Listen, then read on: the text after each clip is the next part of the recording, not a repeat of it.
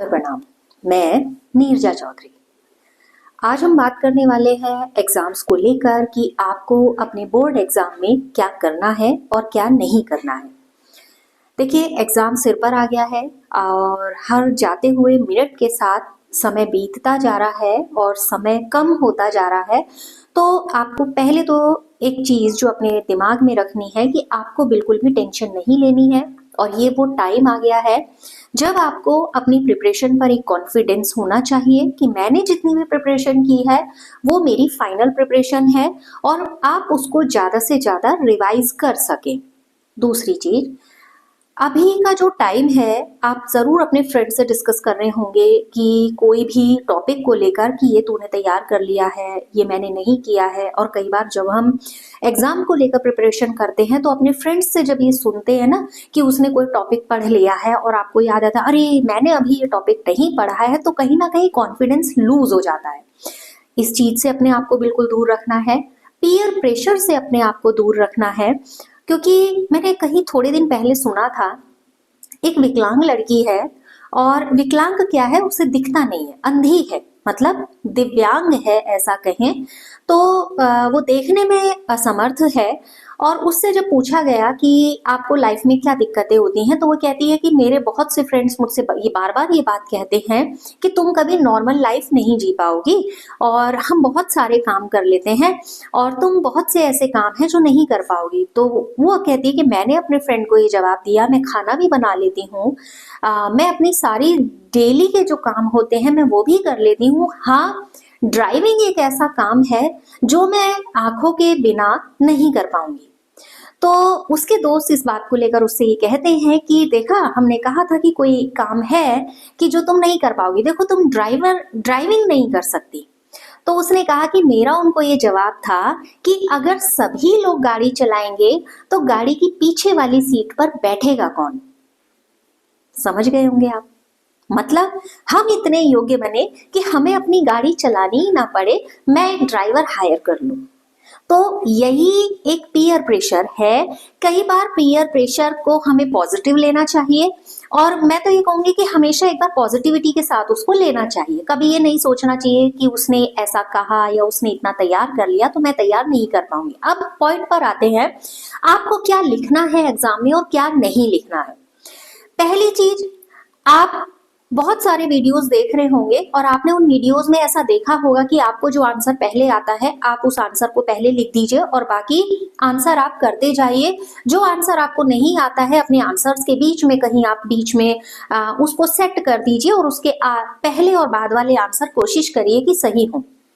मेरा आपको सजेशन है, एज अ टीचर आप अपने क्वेश्चंस के जितने भी आंसर लिखें सीक्वेंस में लिखिएगा। आप जिस भी सेक्शन से स्टार्ट करते हैं, सपोज सेक्शन ई स्टार्ट किया, डी स्टार्ट किया, सी स्टार्ट किया, आप जिस भी सेक्शन से स्टार्ट करते हैं अपने आंसर को, आप उसको पूरे सेक्शन को एक साथ खत्म करिएगा। और इससे भी बेहतर मैं आपको ये सजेस्ट करूंगी कि आप सेक्शन ए से स्टार्ट करिए, क्योंकि आपके ऑप्शनल क्वेश्चन होंगे।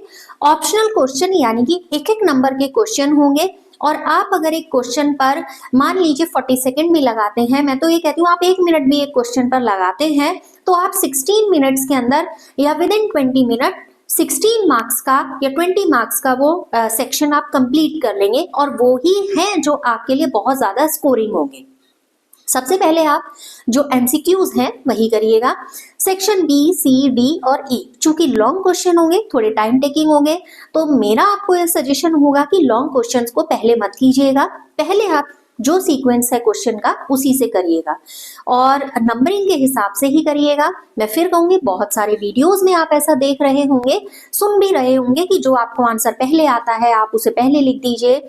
और as a teacher again in bold letter मैं आपको बता दूं कि एज अ टीचर जब कॉपी करेक्शन होता है तो जो ये आप मिस सीक्वेंस करते हैं वो मार्किंग पे बहुत इफेक्ट डालता है, क्योंकि टीचर बड़ा कंफ्यूज हो जाता है कि अरे ये 31 नंबर का आंसर था, सडनली आप 20 नंबर का कर देते हो, फिर आपको सडनली याद आता है अरे नहीं नहीं मुझे तो 28 आ रहा है, तो आपकी मार्किंग पर बैड इफेक्ट पड़ेगा। बिकॉज आंसर और आपके मार्किंग के लिए चार्ट होता है, वो प्रॉपर चार्ट सीक्वेंस से ही होता है। अगली बात, आप हो सकता है कोई आंसर आपको ना आ रहा हो, और आंसर को लिखने के लिए आप अपनी कथा का प्रयोग मत करिएगा, किसी भी तरीके की कहानी मत गढ़िएगा। आंसर नहीं आ रहा है, उससे रिलेटेड, क्वेश्चन से रिलेटेड आपको जो भी आ रहा है आप उसके बारे में जरूर लिख दीजिएगा। आंसर जब लिखें तो पॉइंट बनाकर आंसर लिखिएगा। आंसर ऐसे ही मत लिखिएगा कि आपने पैराग्राफ फॉर्म में लिख दिया। अभी आपको मैं फिर बोलूं, आप बहुत सारी जगह ऐसा सुन रहे होंगे कि आप पैराग्राफ फॉर्म में आंसर कर सकते हैं। आप पैराग्राफ फॉर्म में आंसर बिल्कुल भी मत कीजिएगा। क्लियर हो गया? अगेन, आप जब अपने आंसर लिखें तो पॉइंट डालिएगा, 1 2 3 4, स्टार मार्क करना चाहते हैं, एरो मार्क करना चाहते हैं, आप उसको पॉइंट के हिसाब से ही लिखिएगा। सपोज किसी क्वेश्चन में आपको डायग्राम मेंशन नहीं किया गया है, लेकिन उसमें डायग्राम आपको लगता है कि होना चाहिए, ये आपकी अंडरस्टैंडिंग पर बेस है, because you want to score much more marks. तो आपकी अंडरस्टैंडिंग पर बेस्ड है कि आप कितना अच्छा उसको विद डायग्राम एक्सप्लेन कर सकते हैं, क्योंकि क्वेश्चन में डायग्राम, उसकी जो लेबलिंग होती है उसके मार्क्स अलग से होते हैं। लेंथी क्वेश्चन है तो आप रे डायग्राम के माध्यम से भी या रे डायग्राम के थ्रू भी आप उसको एक्सप्लेन कर सकते हैं। घबराइएगा बिल्कुल नहीं। आप पेपर हाथ में पकड़ के गहरी सांस लीजिएगा, अपने आप को कूल डाउन करिएगा, इंटरनल जितना बॉदरेशन उसे कूल डाउन करिएगा और अपने आंसर शीट को स्टार्ट करिएगा, अपने आंसर लिखने शुरू करिएगा। अब घबराने का टाइम भी नहीं है और आप कोई नई प्रिपरेशन कर सकें वो भी टाइम नहीं है।